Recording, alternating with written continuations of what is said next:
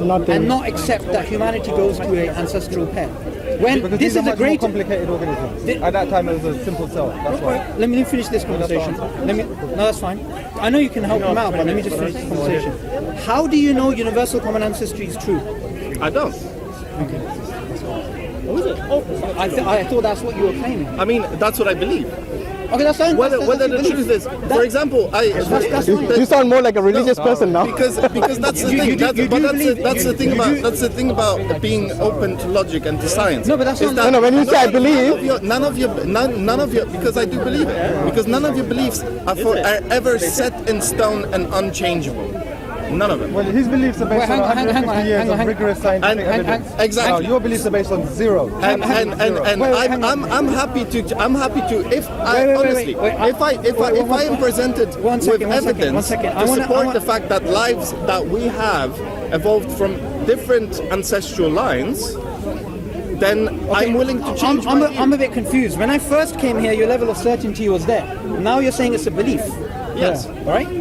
Now, if you're going to come to Speaker's Corner here, like we do with everyone, you have to give evidence if you're going to make a claim. Oh, so what is your evidence to support your claim? What's my claim? I didn't even make a claim. Exactly. I'm here to challenge your claim. Because your okay. claim was You cannot shift universal you cannot shift the burden of proof on him when you're making the claim. Okay, and the other thing is, you said it was a belief. Now, you do realize that's religion. Exactly. not That's what I said. science. Yeah. Darwinism is actually a religion, which started off as a scientific theory, but is Okay. now a religion. And the proof is in the pudding. This man here and you, both of you believe in this, but you have no evidence for it. No evidence. Yeah. So you disregard the whole 150 years of science. Go ahead, give me some Give us the evidence. evidence then. Fossil record, the DNA. Okay. You disregard that. No, hang on. The fossil record is a subfield in biology.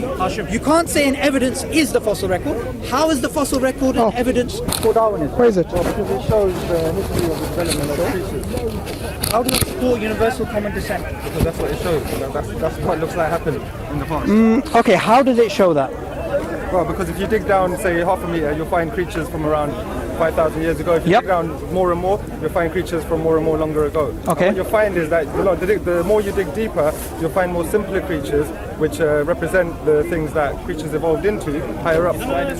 Okay, you do realize Darwinian theory believes that there is no inherent progress.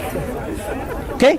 So random mutations are random in respect to the organism. So there's no such thing as directed mutations. So according to classical Darwinian theory, and you can pick up any book, I'm just going to give you one reference, Philosophy of Human Evolution, published by Cambridge University just in 2013, 2014, it makes it clear there's no such thing as progress in Darwinian evolution. For example, you're no more complex than bacteria.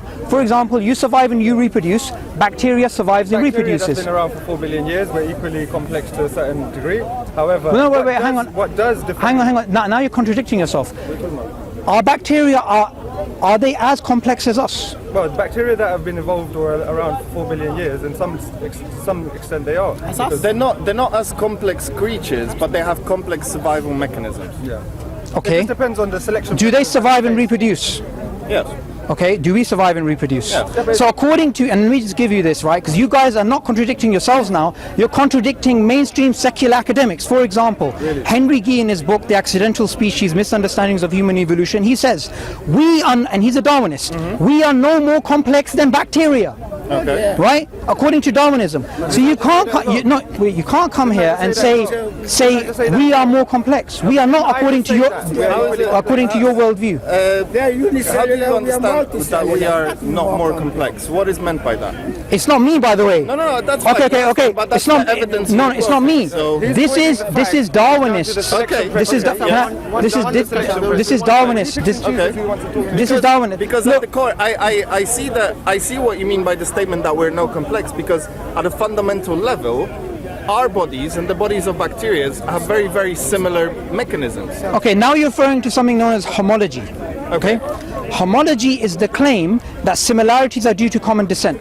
Okay. Okay? Yeah. This is how they look at a chimpanzee and a human being, and they say, because of similarities, there must be a common ancestor. Yeah, but no, that's been, okay? that's not true though, because there's a lot of different places. Okay, wait, hang on. I'm going to speak to one person at a time. Many different places. I'm going to speak to one person at a time. Okay? Now, what you're referring to is homology. Okay. Now, there's some issues with homology. Number one, you need to understand homology is an assumption. Okay? It's not something which is based upon concrete observation. Secondly, we know of a counterfactual to this assumption of homology known as homoplasy. For example, there's genes in your body which develop to let you see, for you to have eyes. Likewise, there's genes in the octopus which are there to help it see. But these are known as homoplacious genes. They're not due to common descent. So homology is something which is an assumption which has a counterfactual to it known as homoplasy. Plus, to rectify that discrepancy, what you have to do is you have to put together a probabilistic framework based upon Bayesian probabilities with 9 mathematical assumptions, and then you come to what would be considered an approximation based upon assumptions and conceptual problems of a divergence between different species, right? In the same way. No, hang on. In the same way. So hang on a second.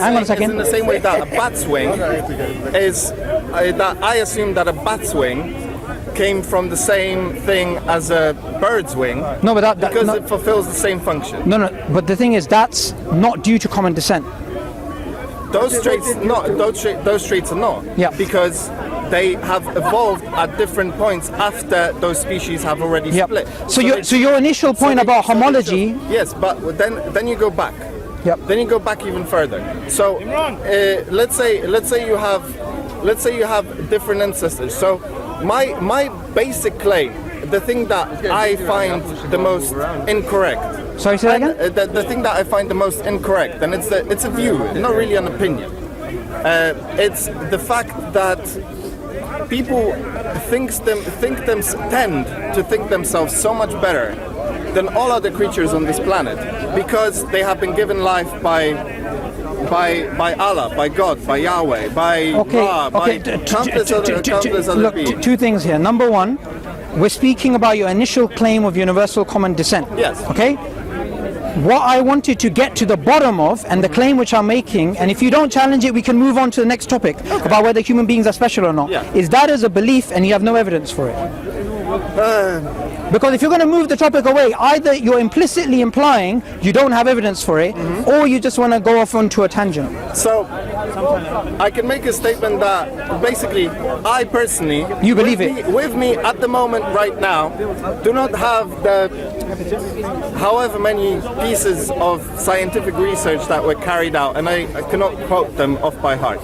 You obviously have an immense breadth of knowledge on the subject. No, I don't. This is stuff you can easily find online. Yeah. And that's the thing. And you do realize. No, there's stuff I know. There's stuff I've read about, but I don't feel comfortable quoting it because it would just be ripped to shreds by the fact that I cannot be. Can I give you something which is just going to be a conceptual reason why universal common ancestry can never be shown to be true? Okay, I'm giving you a very particular thing. Go. Okay, yeah. Life has been on this earth for approximately 4 billion years. Yes. According to the National Science Foundation, and published study last year in May, 99.999% of species are undiscovered. Not organisms, species. Okay. We don't have their fossils, we don't have their DNA, we have nothing of them. Because they came and went and extinct. They came in there, and fossilization is very rare. So because something happened a very long time ago, 4 billion years, life has been on this earth, and 99.999% of species are unobserved, any reconstruction you make is bound to be speculative. There must be holes in it, yes. Not holes, speculative. Entirely. Yes, pure speculation, pure conjecture. Were you around 1,000 years ago? No. Or would all the scientists, if they tried to work it out, wouldn't it be speculative? Yes. Entirely. So Darwinism is based upon what happened 4 billion years ago, with 99.999% of species missing. So by that same logic, it is also speculative. But Darwinism is the observation of what has happened.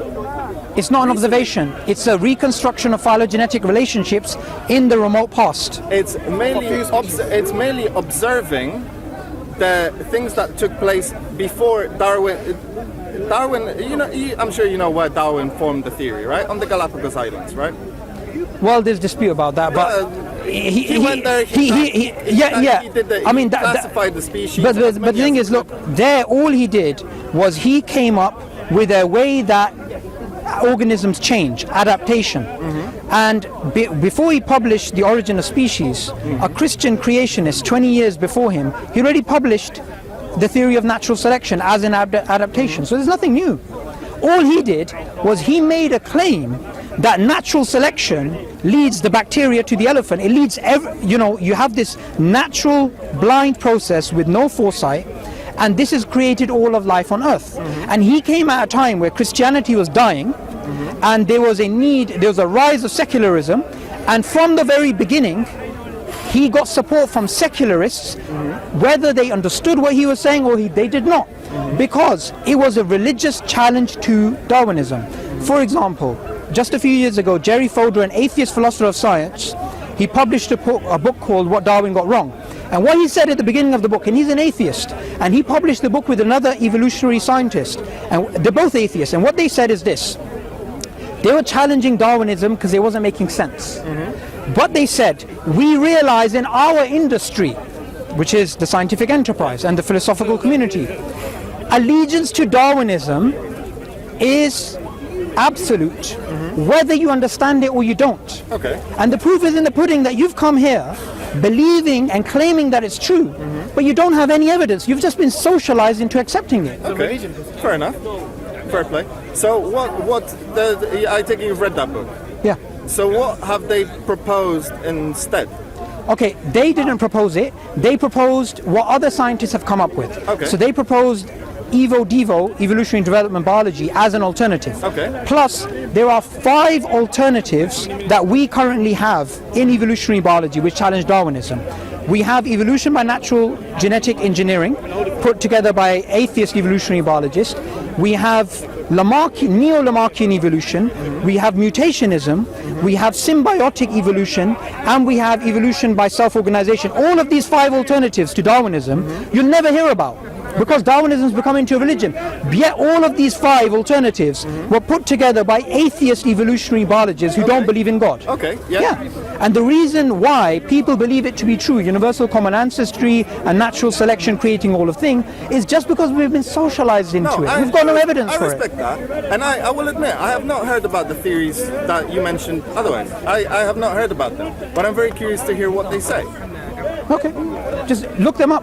What they basically say is the core of Darwinism is we have random mutations and natural selection accumulates those over billions of years.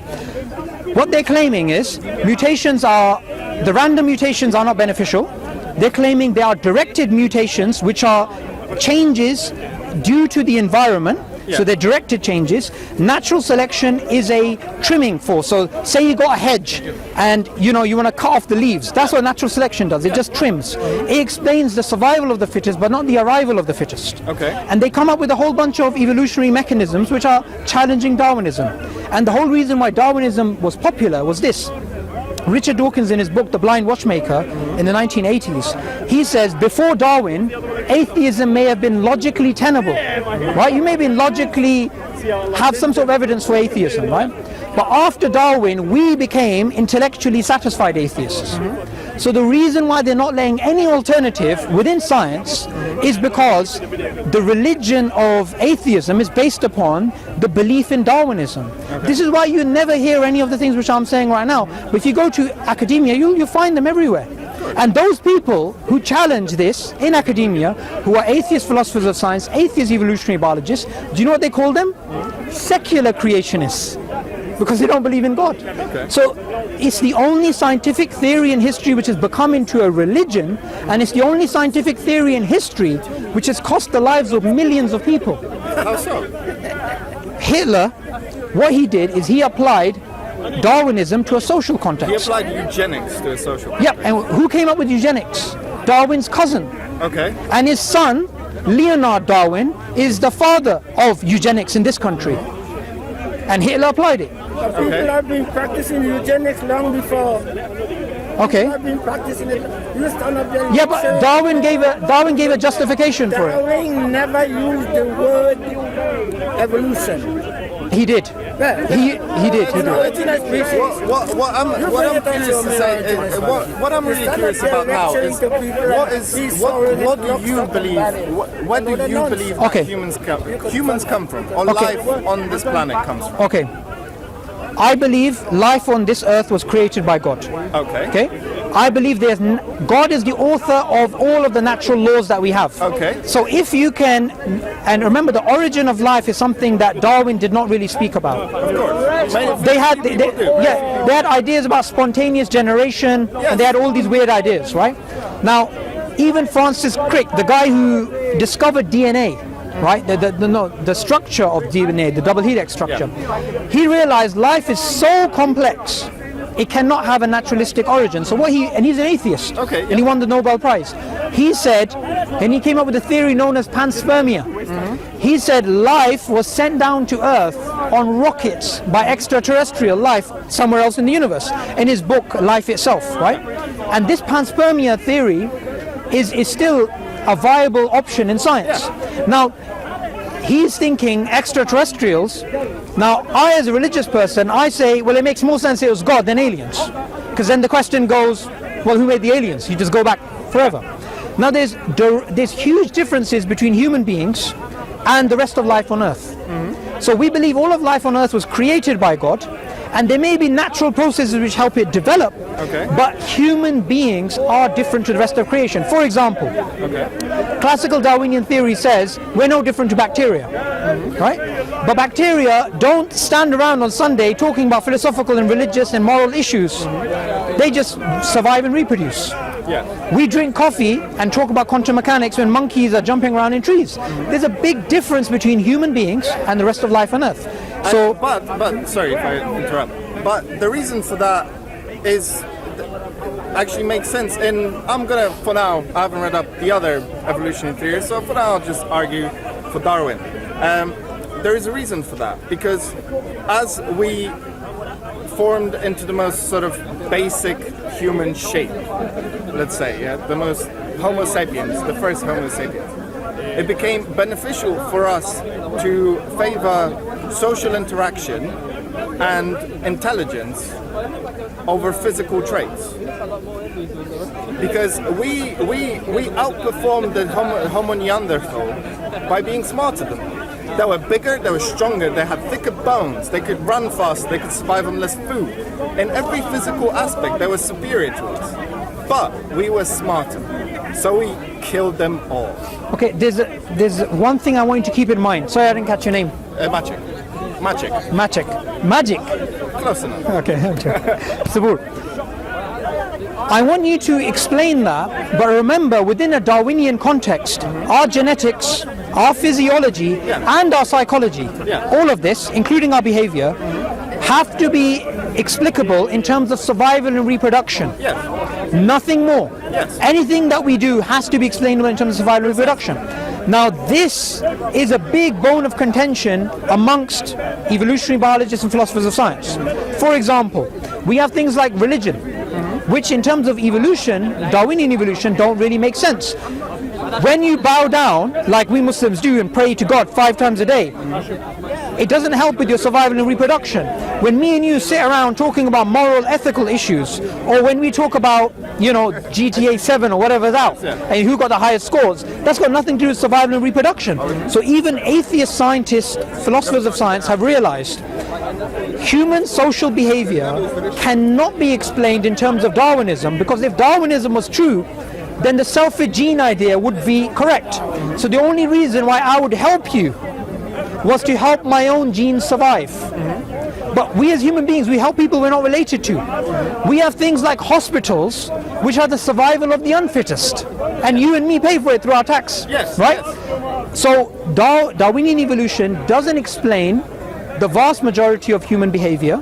And even, okay, just give me a second. Go ahead, Even atheist philosophers of science and evolutionary biologists have realized there's big problems with with sociobiology, as they call it. Sorry, what was your question?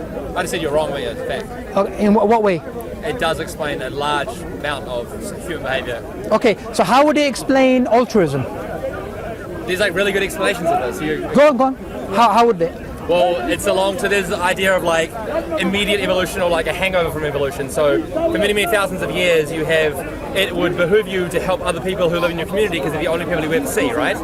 So now we live in a globalist world where you see people you don't actually often come into all the time. But yet, because we've had hundreds of thousands of years